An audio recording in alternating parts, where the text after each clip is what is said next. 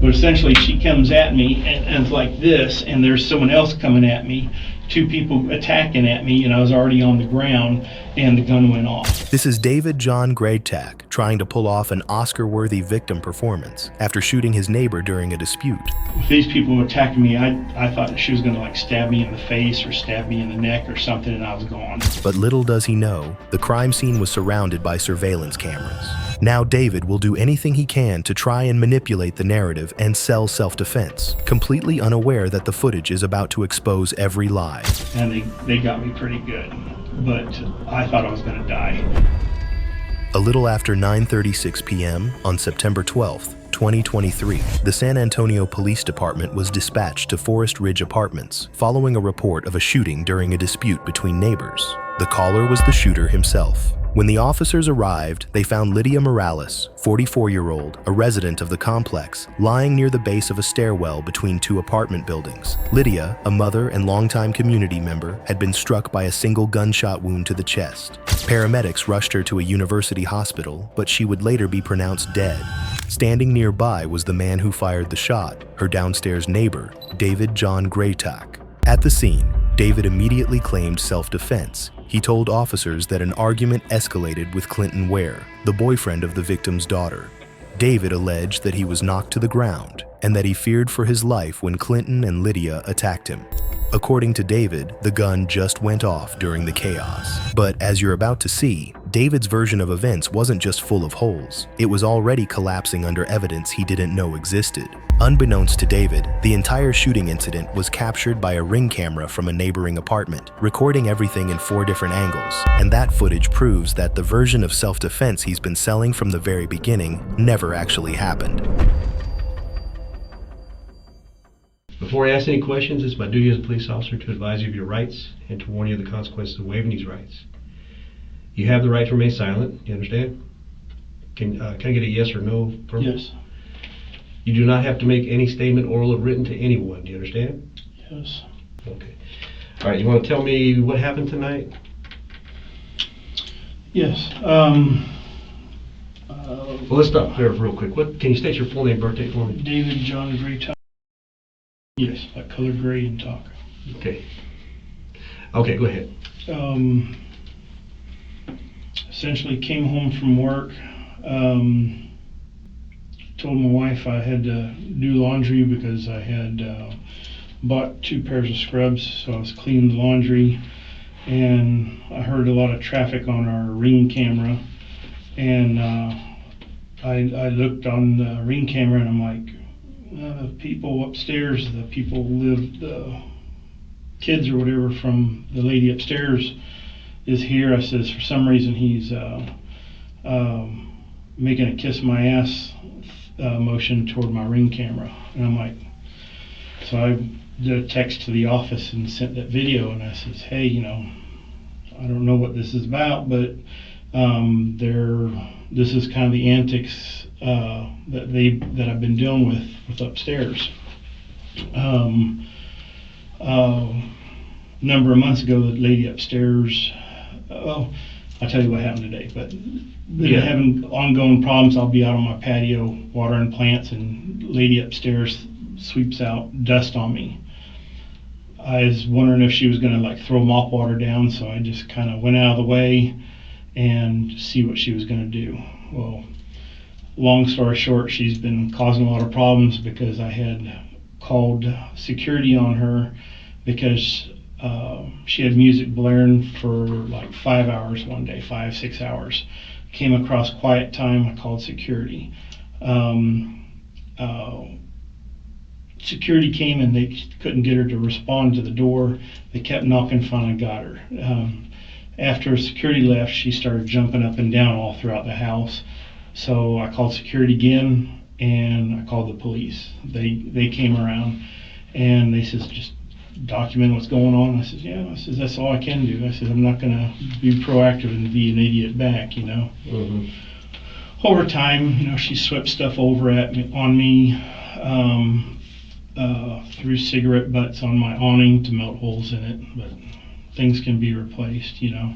And I don't know how she's doing. I don't know what's going on with her. Is she okay? Or Well, let's just finish Okay. the story. Oh, and it'd we'll be get to interesting that. to know, because I'm not out to hurt anybody or anything, but David makes a big point out of claiming that his neighbors, also known as the victims, were being a pain in the ass. Moreover, he establishes this incident as a recurring problem for him, but though he claims to be the victim in a long-running harassment, police reports say otherwise. Instead of framing himself as the victim, what this statement establishes is how he actually feels towards his neighbor. long story short, I did that message to the office. Well, after I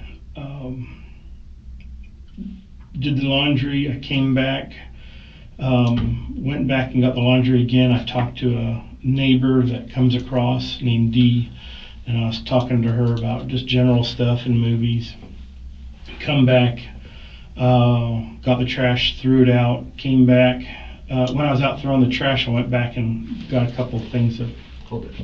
cleaning out a couple things from the car. My phone was kind of low on charge, so I plugged the phone in, was charging it, and this vehicle that belongs to the son-in-law or somebody upstairs, related to her, came up and like backed in, and I was just minding my own business, and I was like this and just kind of keeping an eye on what's going on around me, because neighborhood, there's homeless people everywhere that cause problems and everything.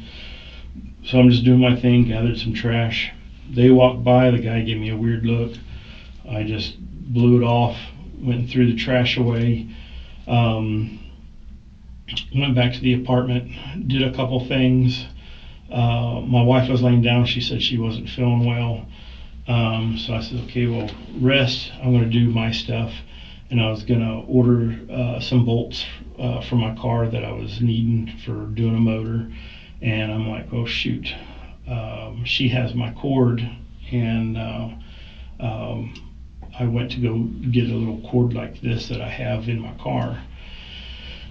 And there's a way you can go between the buildings, but there's dirt, and there's a couple people that don't pick up their dog mess, and I've stepped in it a dozen times. So I tend not to go that way at night. Well, I go straight, and the light, the apartment building where I'm at is like represented like here. There's a space in between. Mm-hmm. There's like a landing, a couple stairs, a landing, and a couple stairs.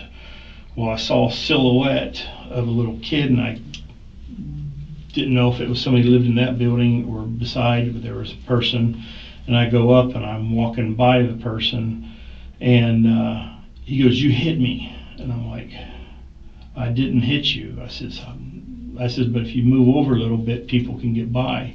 And I'm walking off, and he said something, and I'm like, "I didn't hear what you said." And he goes, I walk a little bit further, just kind of brushing him off, because the office told me don't talk back to anybody or anything. And he said something else, and I said, "I cannot hear you. I don't even want to hear what you have to say."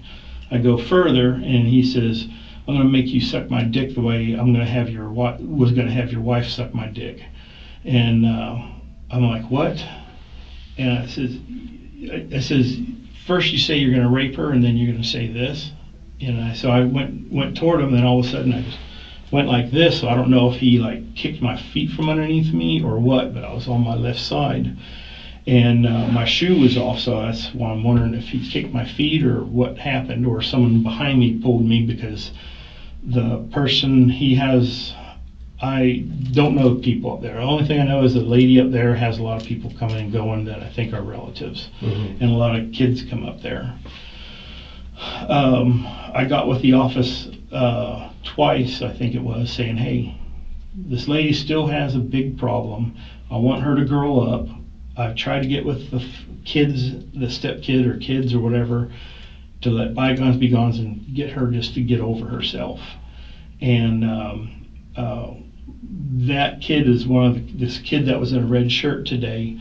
I now know that was him, and I guess his kid. I don't know what this little kid is. So I try and watch my language and stuff around kids, but when he said that, and he was already cussing, I says, "You threatened to rape my wife and stuff," and I said, "You're gonna talk like that?" And that's when I went back, and I was like, just mad. And then I just landed on my side. I'm like, well, what the hell just happened? I didn't feel like my shirt pull or anything, and I didn't feel like a burn.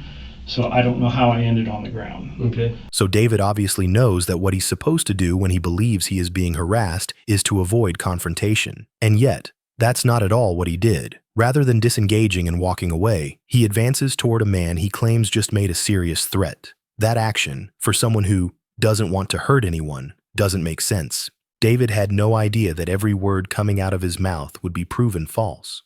But things fell out of my pocket. A pen, I think, out of this pocket right here. Probably my Milwaukee knife or little knife, and my gun was in this pocket right here in a holster. Okay. That fell probably about where your knee is. He comes at me with a swing kind of like this with his right hand and comes down at me.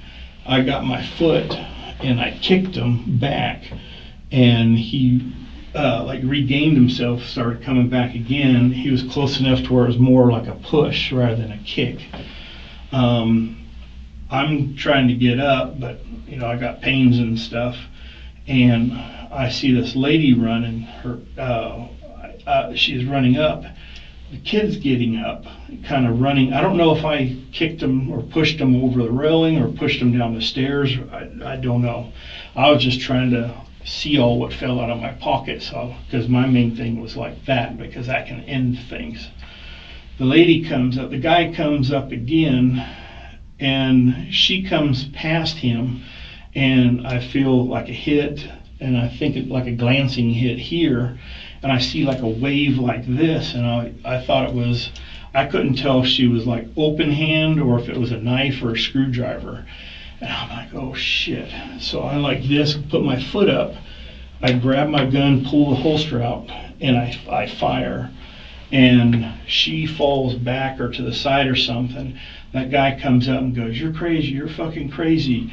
And he just keeps repeating that. And I still have my gun in my hand, and I'm like, stay back, stay back. And then there's a lady that I think the daughter was in a beige shirt, and the kid runs around. I'm like, hey, stay back. And they were back far enough, so I holster it, and because there was no threat too. But I thought I got jumped by 3 people back like December 7th or December 11th of 2011 or something like that, and they got me pretty good. But I thought I was going to die, and but I couldn't move well because I had just gotten out of the hospital because of my knee. With these people attacking me, I thought she was going to like stab me in the face or stab me in the neck or something, and I was gone. The guy in the red shirt and all that was running around. The guy, and I said, stay back, when I had it out. Once I put it away, the gal comes around and she grabs the woman that attacked me. She's sitting there dragging her and pulling her. I said, leave her alone. I said, don't do that. And she's like dragging her, and she drops her. And I said, leave her alone, put pressure on her, don't keep dragging her. Because my thought is like, well, shoot, I don't know where she got shot or anything, because it was just like a defense thing.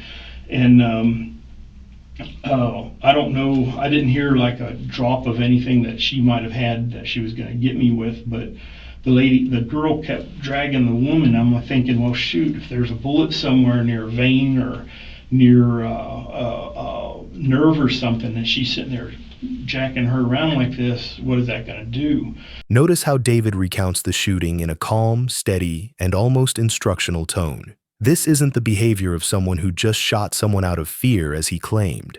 This is the behavior of someone trying to pull off a self-defense justification. And she laid her down, and then she started dragging her again, and she ended up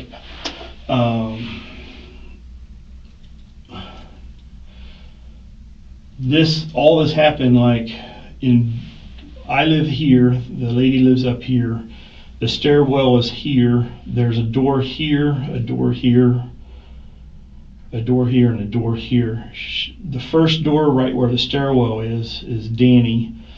The woman dragged the lady to here, and then she dragged her further over to here where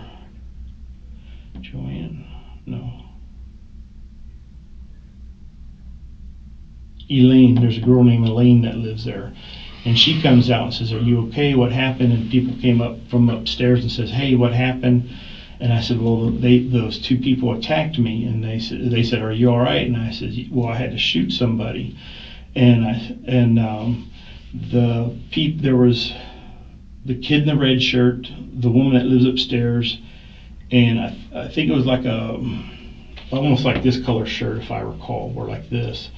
And everybody's just screaming incoherently. And the kid in the red shirt was trying to call emergency crews. And so I was like trying to call, and I'm like, oh, shoot, there's so much noise, and they're just screaming everything. So I back up, and I'm like, well, shoot. And I don't even know what number I called, to be honest. And I'm like, hey, send emergency crew. And someone got shot, and I says, need police, and I says, because people are threatening me, and I says, bring an ambulance or something. I don't know what my exact words, I couldn't tell you. Up until this point, David recalls small details and exact sequencing, but once his story reaches the moment with multiple witnesses, he begins to stutter and suddenly can't remember what he told the police when he called them. These selective gaps don't prove anything on their own, but they do raise questions about how this version of events is being managed. The kid in the red shirt kept saying he was going to kill me, that he was going to kill my wife. When I backed up to call whoever, the neighbor across from me, his name's Eduardo, he comes out and he says, put pressure. And I remember that. He says, put pressure on her, because they were kind of like jagging her around, like pulling her and stuff. And then the person that gave me the jeering look came like over, and he was threatening, and they both said, we're going to burn the building down, this and that, one way or another, we're going to get you all. So when the police came up, I said, man, they said, get your hands on the wall. So I put my hands just to the right or just to the left of Craig's apartment. And I tell him, I says, I have a gun and holster on my left cargo pocket with a round chambered. And he goes, did you fire a shot? And I said, I fired one shot. I says, the kid backed up and wasn't a threat, but I kept the gun on him in case he pulled a weapon or if he found whatever it was that she had. So they put all my stuff down. He emptied all my pockets out, and I had my Subaru key fob in this pocket, and he put it down, but I'm hoping they found it because I don't want the family to steal the car or anything. And I don't want them to damage the car to where if my wife goes to drive it, that she's injured or killed. Okay. So at that point, you're detained by the officers. Yeah, I mean, I was cooperative. So let me back up. Yes. So you're starting to have this verbal confrontation with this kid in the red shirt. Well, he said something. I told him back. Hold on. Go ahead. I'm just kind of recapping what you told me. Yeah. And when you're approaching him, somehow you fall to the ground. Somehow I landed on the ground. Okay, but you don't know how you ended up on the ground. I don't know if he did a leg sweep on me. I don't know if his brother or whatever he is pulled me back, kicked my leg from underneath me. I don't know. It was on my left side. Okay. But you didn't feel anybody pull you, you didn't feel anybody push you, you just ended up on the ground. I'm pretty high tolerant on pain. Okay. But you said you didn't feel anybody tug your shirt, pull you down. Yeah, I didn't feel like no shove. I didn't feel like a rope burn on me. Just next thing you know, you're on the ground. Yes. Okay. Yeah. So I don't know if he pushed me, kicked me, or... The detective finally presses on the part where everything escalated. David emphasizes being knocked down without knowing how, and that is exactly why his version of events won't hold up. And unbeknownst to him, that version is about to be debunked. When this kid is over you, you said he's coming down. He comes down with his right fist. A little hard to do it this way, but essentially just look at my right arm. but he's coming like this at me, and he's coming down like this. Okay. And that's when I sit there, like kick him back, and he like went back. So did he ever hit you? I don't know, to be honest. I know I got hit a couple times, and I know I got at least hit twice by the woman. Okay, so but so you don't know whether or not this kid in the red shirt, or this guy, I say kid, this man in the red shirt, you don't know whether or not he hit you? I think he did, but I just... Well, you think he did, but my you don't know adrenaline... for sure if he did? I think he did. I don't know. My adrenaline was so going. You don't know? Correct. Okay. But he came at me, and I kicked him out of the way twice. You kicked him back, or I kicked him. I kicked him once, Okay. and I know I made contact. Okay. The second time. So then, are you standing up when she comes towards you? I'm getting up. I'm starting to get up. You're starting to get up. Yeah, and that's when she. I had these glasses on. Uh-huh. She hit me, and it like knocked it down. Then I felt something hit me here.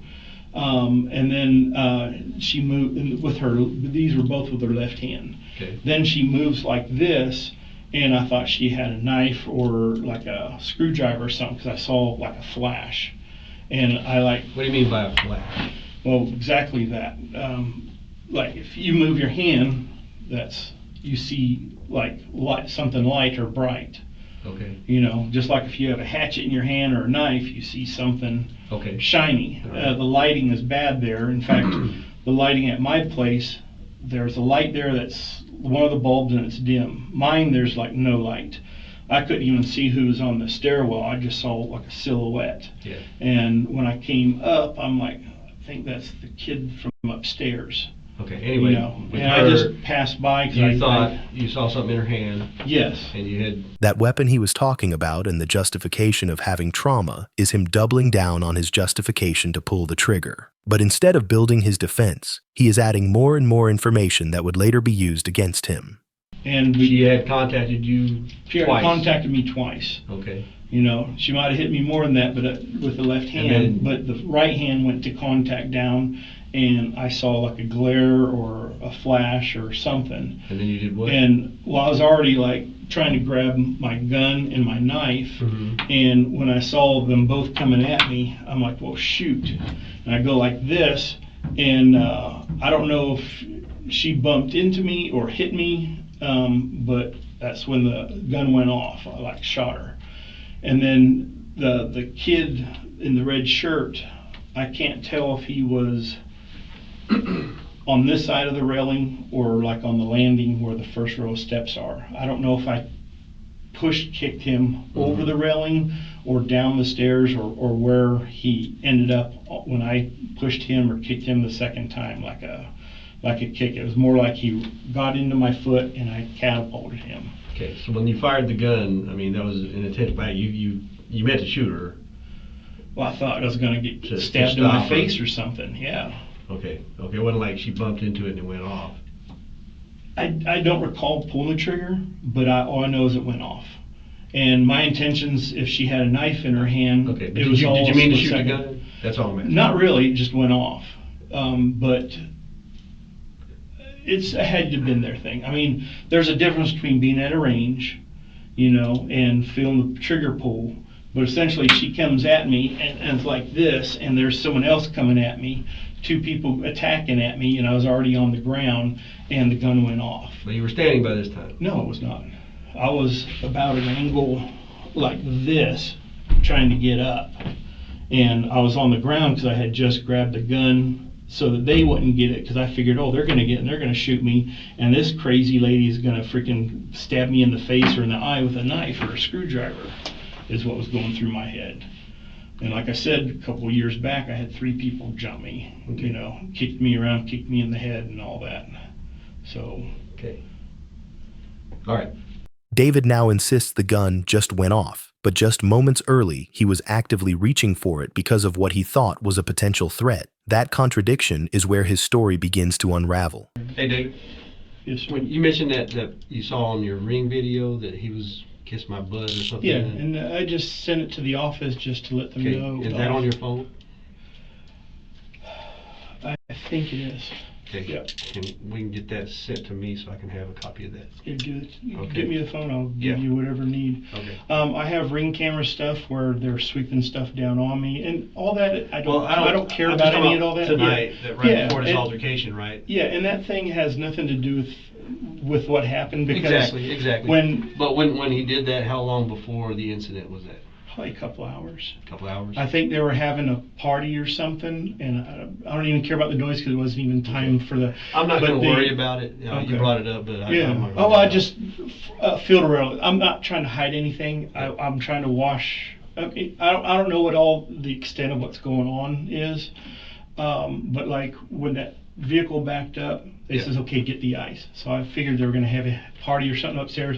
And just to note, the kid in the red shirt and his girlfriend that was pregnant a couple months ago, when the lady swept stuff down on me and she was yelling stuff at me, I says, good, you're here, because they came up out of nowhere. She was yelling down at me when I was watering my pepper When was plants. that? 4 months ago, 6 months ago, Okay. something like that. But she, That, but none of that's relevant yeah. to today. Well, when I mean, I understand y'all had yeah. understand y'all had issues in the past, Yeah. but that doesn't have anything to do with the no, situation no, that no. happened today. But the kid, the lady says I was always complaining about them. I only complained. Okay, that's right. That's Yeah, I right. know. It has nothing But to, they- listen. I don't want to hear any Okay. more about that. No problem. That doesn't have anything to do Right. with the incident that happened tonight. Correct. Right. Okay. But I was with what they were saying when they came up. I just saying, hey, could you please help me talk sense to her? That's okay. And, It's okay. and like, I don't. okay. Well, I mean, just saying that I was trying to reach out to It's- calm things down. That's all right. I Okay. understand. Okay. Okay, but we just want to stay Yeah. focused on the incident Yeah. itself. Is All there right? any way I can have water? Yeah, let me go get it. Okay, Be right back. thanks. So David has his own ring camera footage he seems entirely willing to hand over to the police. But notice how he paused for a moment when he was asked about the footage he had? That was him being nervous because he knew that what he was telling the police was a lie, and that lie would soon be caught. David was allowed to go home that night, believing his self-defense story had worked. What he didn't know was that police would soon receive another piece of evidence from that night, and a day later, on September 14th, 2023, he would be brought back to the station, this time for good. So I called you earlier, asked you to come back down. My bosses have reviewed my report, my initial report. Had a few more questions that we needed to ask you. You agreed to come on down here. You're here Yes, sir. voluntarily. I understand that. But you're considered a suspect in this incident that happened, obviously, right? Mhm.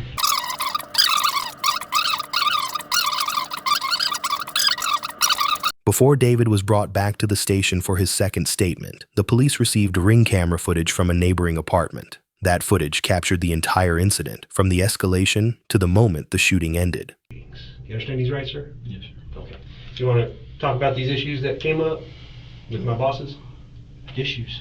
Yeah, the concerns, the questions they wanted answered. Oh, I don't know what the questions are. I mean, I come here because I want to face Okay. everything head on. One of the questions that came up was, why did you have a gun when you went outside? I always do. You always carry one? Yes, sir. Can you elaborate a little bit on that? When I leave for the emptying trash, when I go down the road, unless if I'm going to the VA doctors, the VA hospital, they don't allow firearms or weapons on the facility. I was jumped by 3 people years ago. Very traumatic. I know people that had gotten the snot beat out of them and they're barely functioning. Mm-hmm. With passings that happen to me, if there's people that gang up on me and I can't defend myself, I want to be able to defend myself. Yeah. You know, if I feel threatened. Understood. Like the incident that night. I don't know how to word this, but like the person that threatened to rape my wife. My wife was near. It wasn't going to happen with me there. Kind of like time and place, opportunity, and all that.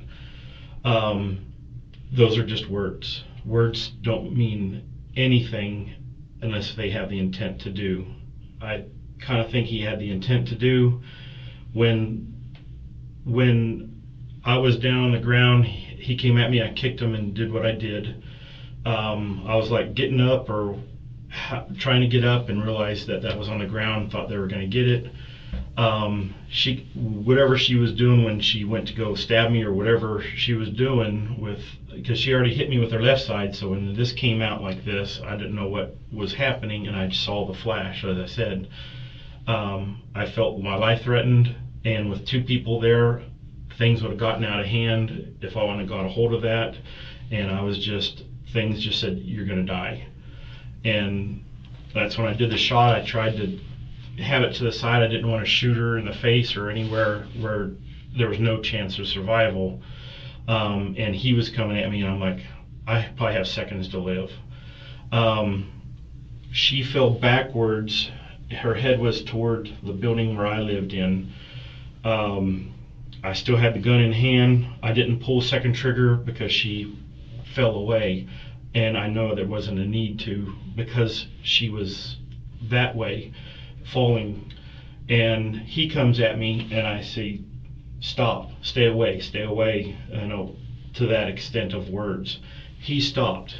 David insists that he was on the ground being attacked by two people, but the surveillance footage from the neighbor shows that no group attack happened, nor was there an imminent threat. He then says that he tried to shoot to the side to avoid killing her, but that admission contradicts his earlier claim that the gun just went off. If he was aiming, then this wasn't accidental. I knew the threat from him was gone because he was stationary. And then someone came from behind me. I moved over and said, saw the woman coming over. So I said, stop. And I moved my gun that way. She goes, that's my mom. So then he came like he was going to come at me. I saw something move out of the corner of my eye. So I went back to him and I said, get away. And he goes, you're crazy. And then she comes around, and once he left off running. So I holstered it because the threats were gone. Okay, so let's go back to when you gave your statement. Yes. Early yesterday morning is when we talked. So you come out and you're walking that way. So you said you had the gun in the pocket, and when you fell down, it fell out of a pocket? Like in the struggle when I was kicking and stuff, or when I fell down. I don't know exactly where, but I saw that it was, if I was laying down, it was probably right about here, still within range, and I saw them focusing from here to focus on that. Okay. So, and you said it was in the left pocket? It was. I'm gonna get up. It was right here. So if this is it was right here, not clipped to the pocket or anything. Okay. So when I fell, I guess kind of this, came out. Because I don't wear. Okay. And so then. You told me yesterday morning when you gave your initial statement again. I guess when you fell, you were trying to get up. You weren't up when you had to shoot at her. When she starts attacking you, you're still trying to get up, and then you shot her. Because you thought she was coming at you to stab you with something. Yeah, because she hit me, and I kind of went back like this, and I don't know what phase of getting up I was, if I was in this phase or what, but she hit me, and my glasses came down. And that's when, I don't know if my glasses were to the side or if they were blocking my face some. And I don't know if I was like this on the ground still, or if I was standing partially getting up, or I don't know exactly how I was, but I know she was taller than me. Okay. So probably from here, somewhere in the lower range from getting up or process of standing up. I think I was laying down, but I think I was laying down in this. Okay. So. And I don't know in reference how tall she is or anything. Okay. So I believe as I was still fairly on the ground, or maybe on the elbow, getting up to where, like that. Okay. So how far off I was when the gun went off, I couldn't tell you. It was like that. And I was trying to focus on the two people and figure out what's going on behind me. And I'm kind of hard of hearing, and so I don't really pick up things all the time, so I have to be, just kind of try and process the way I can. Right, gotcha. But in the note, I didn't want to hurt anybody. I don't like hurting anybody. I'm someone that helps people all the time. Something to say, I didn't want that to happen to her. words and noise doesn't mean nothing. It's walk away. I told the office, please let's get together to where we can what is it called, meet of the minds, to where maybe we can get common ground and end this stupidity, ignorance. David can't say if he was standing, kneeling, or on the ground, but he's confident enough to justify deadly force. That kind of selective uncertainty shows someone reshaping their position to keep the self-defense claim alive. David claims that Clinton attacked him first and knocked him to the ground, with Lydia joining moments later. But surveillance footage shows Clinton disengaging and backing away. David then falls on his own, without being struck or pushed. As Lydia steps in to mediate, David draws his firearm and fires a single shot within seconds. Clinton in the red shirt retreats. David holsters the weapon, and emergency services are called shortly after. And what he would say next would reveal the deeper story for this escalation. You had mentioned to me yesterday morning, yes, that you've had to call several times, yes, to the office or security because it was just a noise and yes, problems. just nuisance, after hours noise. About how many times do you think you've had to report? A dozen. Okay. And there was probably 24 that I could have, but I just don't want to be a nuisance myself. And in about what amount of time was The whole that? time length. Like, I think it was the first day or within the first 3 days where she had the stereo so loud, and I was studying for tests and all that for the MA medical. We talking about months ago? We talking about weeks ago? Probably 7 months ago. She just, ever since I give people chances, because I don't want to have enemies. I'd rather have friends, especially somebody that lives above you. The guy that lived there before me, he made noise here and there, and I said, hey, please keep it down a little bit, especially at night. And he goes, well, my kids, I get them for visitation, and a lot of times they're just so rambunctious and energetic, Mm-hmm. And I'm like, we have parks. Let them run around the parks and let them somewhere safe where that you don't have to sit there and say, don't run, watch out for the car. Have them someplace. And he's like, oh. So I think he took my advice because it got better, Yeah. He knew how to tell the children, his children, and I think he might have been partially disabled because he, I don't know, had a different type of speech, and he kind of walked a little different. But, he's a stand-up person, he worked with me, we talked. The lady upstairs, I don't know if she was embarrassed or mad, but she was just so vindictive, and she would yell at me for, I just go outside, and she's like, oh, what are you going to complain about me now? I'm like, no, ma'am. I says, why would I complain about you? It's daylight. You can make all the noise you want in the daytime. You can make all the noise you want in the night. I says, I'm just asking you to be courteous. I says, she goes, well, these are apartments. And I says, yes. I says, you're in apartments. You're part of a community. Have respect for one another. I try not to make noise. Please try not make noise in return. I said, it's all about being a community. I says, we can either be friends or enemies. I says, Yeah. type thing. Okay. But, well, I think that's the only things they had. Okay. A little more elaboration on, Okay. clarity. David tries to build a months-long harassment backdrop by claiming he reported the upstairs neighbor 12 times over 7 months, but the paper trail doesn't match his number.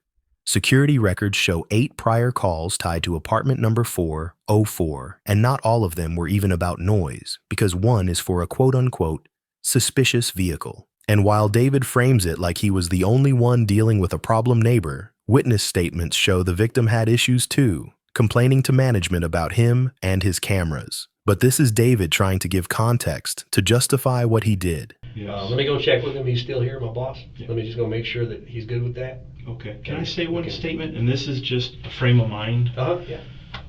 Like I said, I don't want to hurt anybody, but the kid in the red shirt threatened to rape my wife, threatened to kill her, threatened to kill me prior to me defending myself.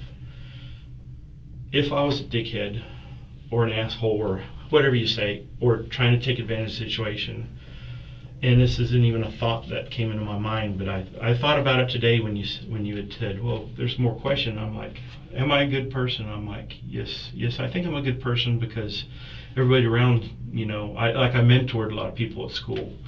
I help my brother, he's schizophrenic. I take him groceries, and I'm taking care of his trust. I dropped my life and my wife's life. We went up and took care of my mom. I won't get into all that, but I was trying to learn from her how to take care of my brother, because she was up there for like the last 10 years. Because my brother lives right down the street, and he goes on vacations, won't answer the phone.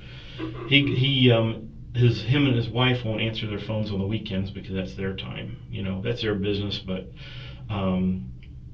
he lived right down the road. He wouldn't take them to the hospital or the doctors or help out with the situation. He just did his life and his wife's life. But yet, the stepkids, he would do every single thing. But what I was going to say is,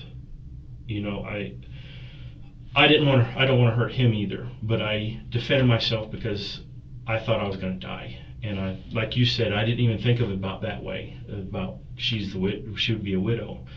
But if I was the wrong type of person to where I was trying to do that wrongly, I could have easily done that to him too. And he would nothing would have, there would be an investigation. I'd go to jail for life or whatever. But I said, he didn't do anything. He's not a threat no more. I want him to live. Hopefully he can say the story if he's truthful, what happened.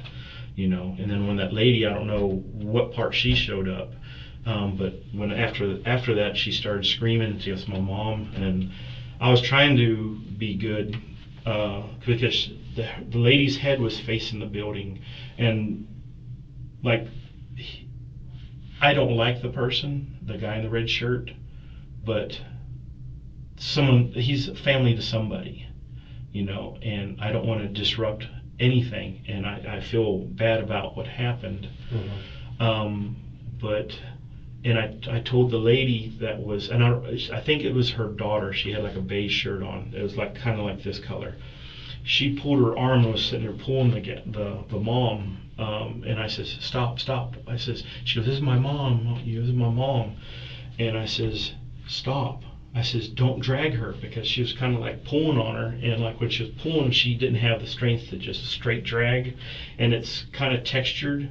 Yeah. So I don't know why, but the lady's like, she was kind of going like this. When they told us about that, and you told us about that. Yeah. So and I was like, but we just needed to clarify those few issues. Yeah. I just wanted. When you said that, I just thought about that, and I'm like, well, I don't want to hurt that person. I said, I don't like him. He said what he said about my wife. She wouldn't have to worry about that person if I were to do something, but I couldn't live with that.